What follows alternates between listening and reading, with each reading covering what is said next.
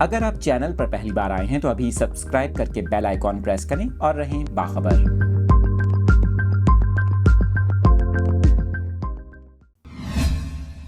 تفصیلات آپ کے ساتھ شیئر کر رہے ہیں۔ عام انتخابات سے قبل پاکستان پیپلز پارٹی کے چیئرمین بلاول بھٹو زرداری کے حوالے سے اہم خبر سامنے آئی ہے۔ بلاول بھٹو زرداری نے 8 فروری 2024 کو ہونے والے عام انتخابات کے لیے کاغذات نامزدگی جمع کروائے ہیں، لیکن آپ کو بتائیں کہ ان شہروں میں کراچی کا نام شامل نہیں۔ پاکستان پیپلز پارٹی کے چیئرمین بلاول بھٹو زرداری نے کراچی کا انتخابی میدان چھوڑ دیا ہے۔ بلاول نے کراچی کی کسی نشست سے بھی کاغذات نامزدگی جمع نہیں کروائی۔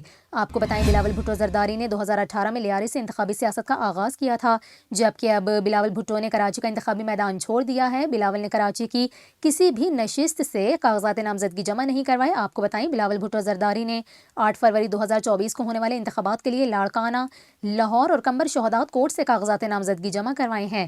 بلاول بھٹو زرداری نے NA 127، NA 194 اور NA 196 سے کاغذات نامزدگی جمع کروائے ہیں۔